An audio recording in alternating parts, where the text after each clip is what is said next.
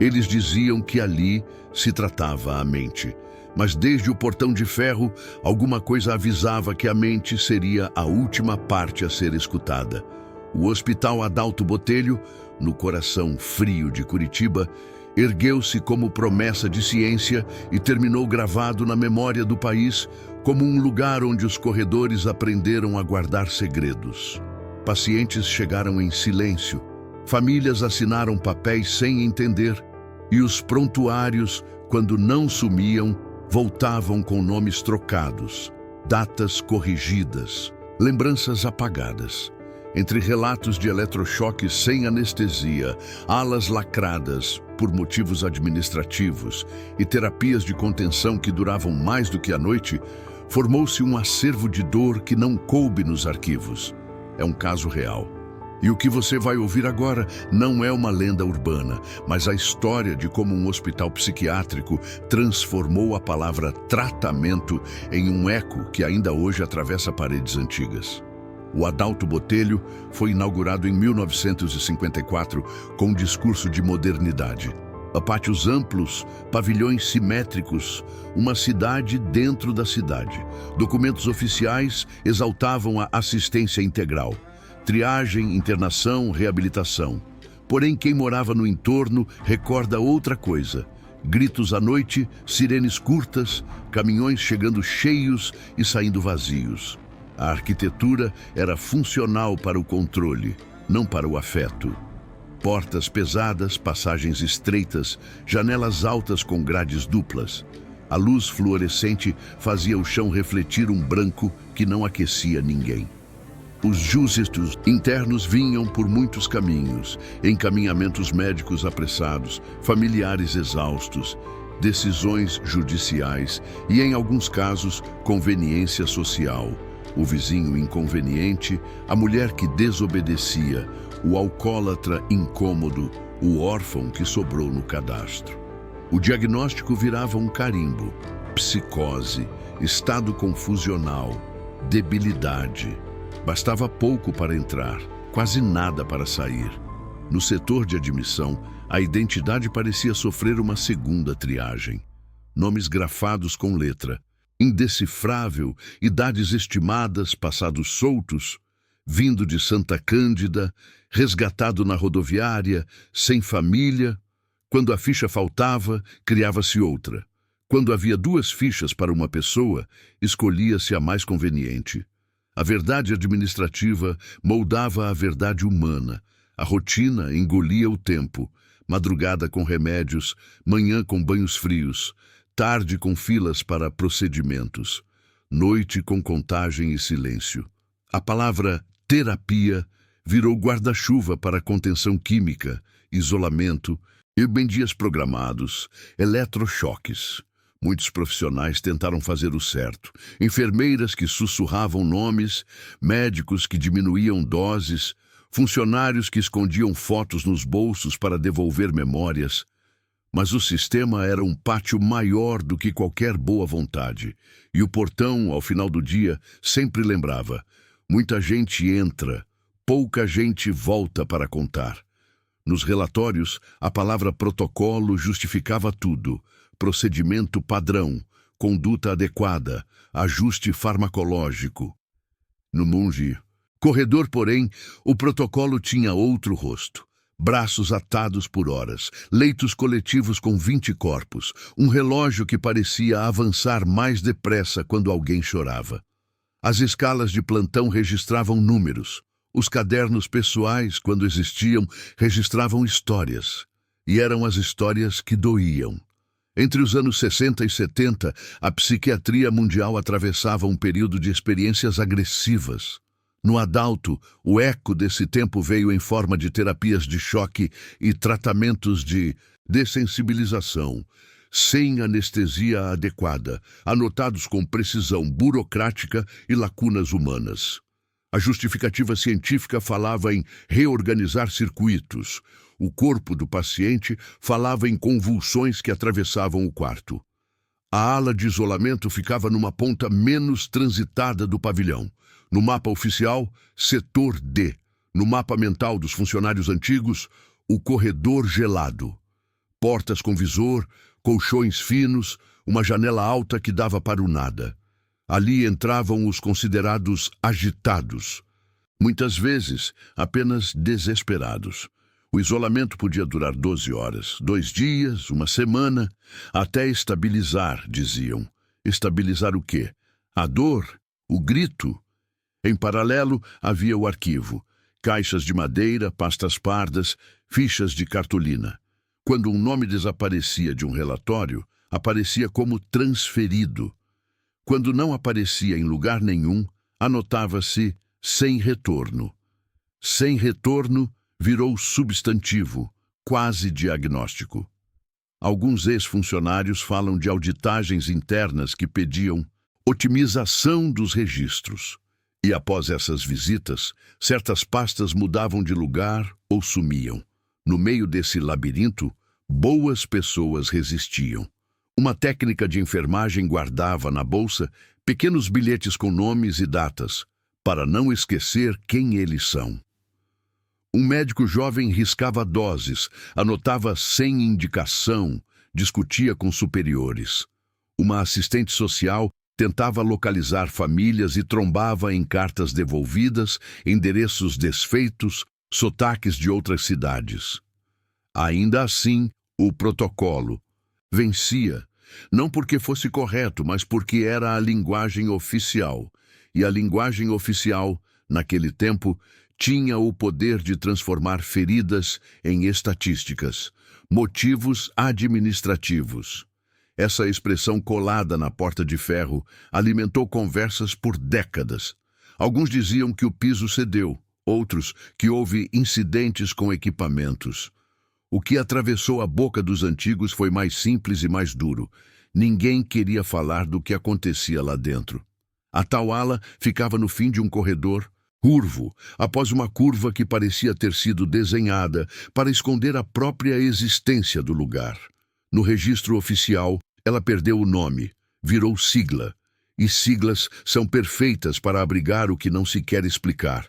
Em tempos de verbas curtas e filas longas, experimentos ganharam outra palavra: estudo. Em dias de inspeção, as camas eram alinhadas, os materiais recolhidos, as luzes acesas. Mas a ala tinha um cheiro próprio, mistura de éter, pano úmido e ferrugem. Relatos fragmentados apontam para procedimentos não padronizados. Combinações de fármacos fora de bula, sessões de choque com intervalos imprecisos, testes de contenção que duravam mais do que qualquer norma admitiria. Não é preciso crer em fantasmas para entender por que, à noite, muita gente dizia ouvir passos na parte interditada. Eram lembranças de gente viva que a cidade preferiu esquecer. Houve tentativas de abrir as janelas, metafóricas e reais. Pequenos grupos de familiares pressionaram a direção pedindo prontuários completos, explicações para hematomas, justificativas para internações que se prolongavam sem sentença. Alguns conseguiram visitas mais longas, outros apenas silêncio. Em certo período, circularam fotografias internas, feitas por mãos anônimas. Corredores vazios com marcas no chão, salas com eletrodos guardados em caixas sem etiqueta, quadros de aviso com comunicados rasgados. As imagens desapareceram tão rápido quanto surgiram. Os funcionários que falavam em fechar a ala acabavam deslocados para outros setores, por adequação. Os que permaneciam adaptaram o olhar, aprenderam a escutar menos para sofrer menos. É um mecanismo de sobrevivência que ocupa o lugar da consciência quando a dor alheia vira paisagem. E a paisagem do adulto naquele tempo era um mapa emocional de evasivas. A expressão motivos administrativos continuou colada, firme, como se pudesse segurar a parede. O que ela realmente segurou foi um segredo coletivo, a decisão de não olhar muito tempo para o mesmo ponto, para que o ponto não devolvesse o olhar. No pavilhão norte, o som da chuva se confundia com as vozes. Era ali que ficavam os pacientes considerados crônicos, os que, segundo os relatórios, não apresentavam evolução terapêutica. Em outras palavras, os esquecidos. Os quartos eram coletivos, com 20 leitos em fileira. O cheiro de éter e mofo misturava-se ao da comida fria. Nas manhãs, um funcionário passava com a prancheta, anotando apenas o número do leito, não o nome. A partir dali, as pessoas viravam códigos. Entre os registros preservados, há uma mulher de 36 anos, internada em 1968. O prontuário diz crise de histeria. O depoimento de uma ex-enfermeira diz falava demais sobre o marido ausente. Outra ficha, masculina, descreve estado de agitação por transtorno maníaco. O comentário manuscrito no verso diz gritou o nome da filha durante todo o procedimento. Essas notas, simples e quase apagadas, são o que restou da vida real que o papel não conseguiu esconder. A partir dos anos 70, estudantes de medicina começaram a estagiar no Adalto. Muitos entravam com idealismo e saíam em silêncio. Um deles escreveu, décadas depois, na primeira semana, achei que podia ajudar. Na segunda, percebi que só podia observar. Na terceira, percebi que quem observava era o hospital. Havia algo de inumano naquela rotina automática.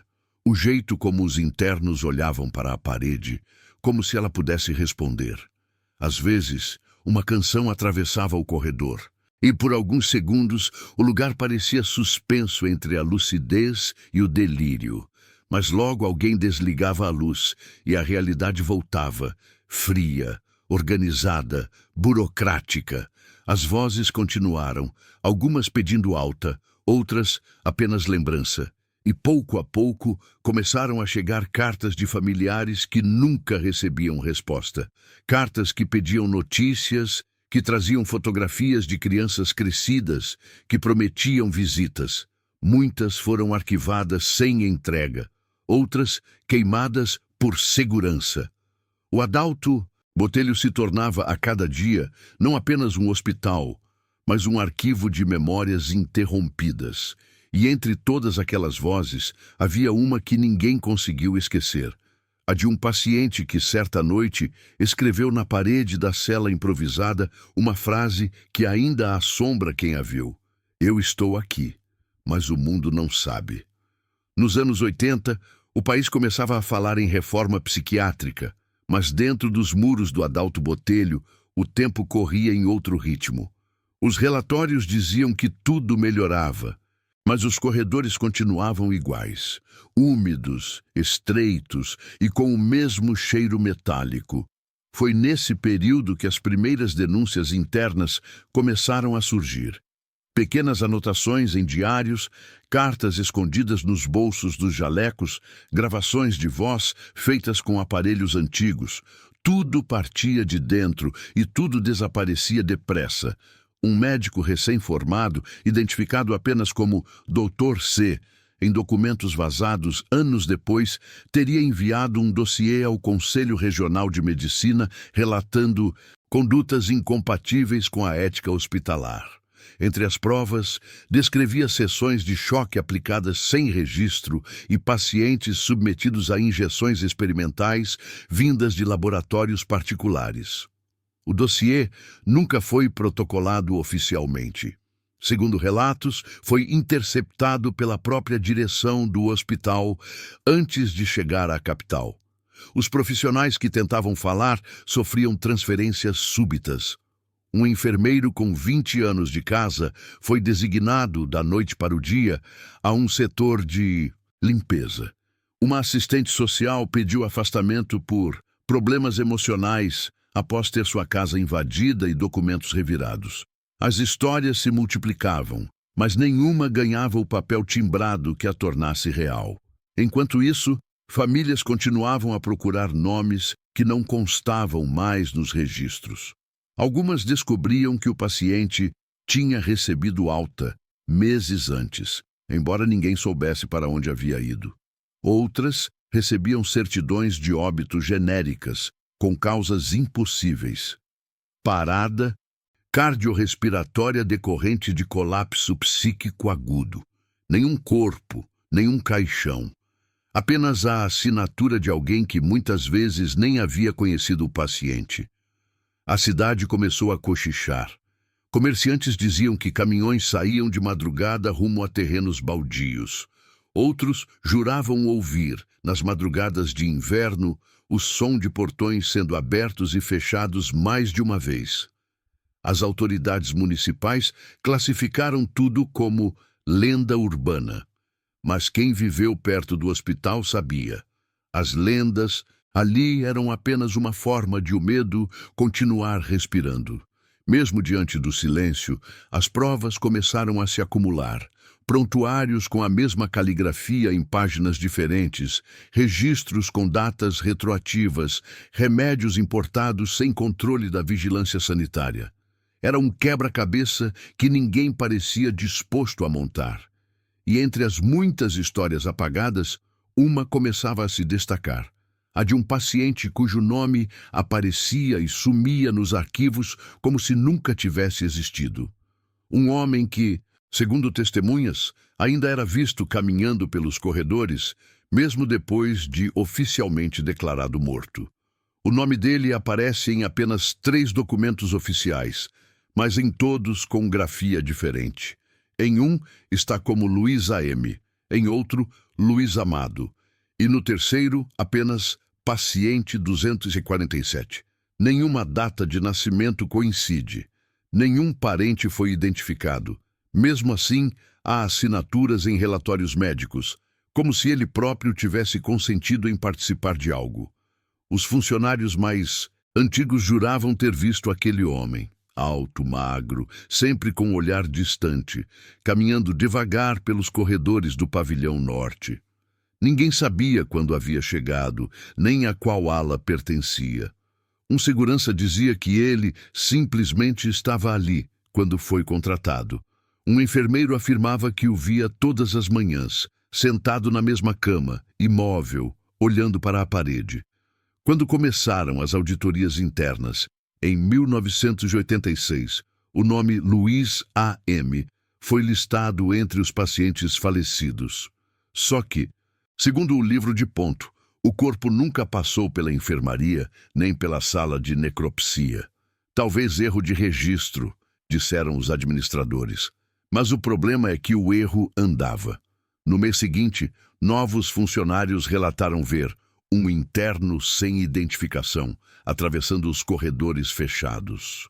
O mistério cresceu quando a equipe de manutenção encontrou durante uma reforma um quarto lacrado por dentro, com um colchão no chão e uma frase escrita na parede: "Não apaguem meu nome outra vez."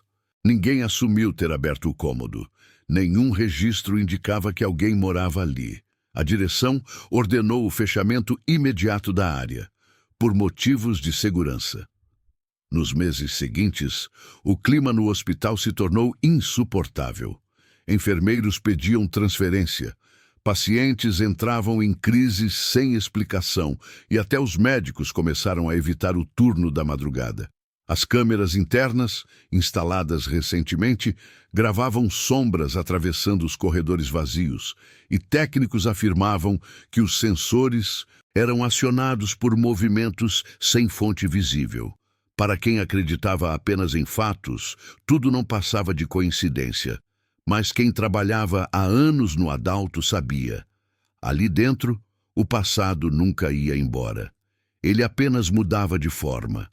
As primeiras inspeções oficiais chegaram ao Hospital Adalto Botelho em 1988, trazidas pela nova onda de denúncias da imprensa local. A diretoria tentou se antecipar, pintou corredores, substituiu colchões, recolheu prontuários em revisão. Mas era tarde. As equipes de fiscalização encontraram alas sem ventilação, medicamentos vencidos e fichas médicas duplicadas. Um promotor descreveu o lugar como um labirinto de papéis e segredos. Enquanto isso, dentro do hospital, o pânico crescia. Enfermeiros antigos temiam represálias. Médicos mais jovens começavam a falar com jornalistas e familiares lotavam a portaria com retratos desbotados nas mãos. Em apenas uma semana, surgiram 60 pedidos de busca por pacientes transferidos sem destino. Alguns desses nomes voltaram a aparecer em arquivos de outros estados, mas sem registro de transporte, sem data, sem corpo. Apenas nomes reaparecendo como se nunca tivessem saído do papel. Entre os fiscais, uma mulher, doutora Eliane Couto, psicóloga e militante da reforma psiquiátrica, foi quem insistiu em entrar na ala lacrada. A direção alegou risco de contaminação e falta de energia. Ela entrou mesmo assim, com uma lanterna e 2 assistentes. Lá dentro, encontrou o chão coberto de poeira, marcas antigas de cama e algo que ninguém soube explicar. 10 prontuários idênticos, com o mesmo nome, Luiz A.M., e diagnósticos diferentes. É como se tentassem apagar alguém, repetindo-o até sumir, escreveu ela depois em uma carta enviada ao Ministério da Saúde. O impacto da descoberta correu rápido, mas a reação foi lenta. As investigações foram fragmentadas, arquivadas, reabertas e novamente esquecidas. O hospital continuou funcionando, embora com alas interditadas e pessoal reduzido. Alguns médicos pediram exoneração, outros foram promovidos. A imprensa perdeu o interesse e a população de Curitiba aprendeu a conviver com o rumor. O hospital que escondia seus mortos. Mesmo com o fechamento parcial nos anos 90, ex-funcionários afirmam que a ala do norte nunca foi demolida. À noite, o prédio permanece silencioso, mas vizinhos ainda relatam ouvir ruídos metálicos e ver luzes piscando nos vidros quebrados. Ninguém confirma oficialmente. E quem tenta investigar, volta diferente. O Hospital Adalto Botelho ainda existe, embora boa parte de suas alas tenha sido desativada. O nome foi mantido, mas a estrutura mudou. Novos prédios, novas salas, novos muros para tentar esconder os antigos. Quem passa pela avenida não imagina o que aquelas paredes já ouviram. Porém, nas noites mais frias, os moradores juram sentir o mesmo vento que atravessava os corredores há 40 anos. Um ar pesado, misturado ao cheiro de éter e poeira. Nos arquivos públicos, o caso permanece fragmentado. As investigações encerraram-se sem culpados, classificadas como inconsistências administrativas. Os relatórios que sobreviveram falam de falhas na catalogação e erros operacionais. Nenhuma menção direta aos desaparecidos, nenhuma linha sobre os experimentos. O tempo, mais uma vez, serviu como anestésico para a memória coletiva, mas de vez em quando uma nova peça surge.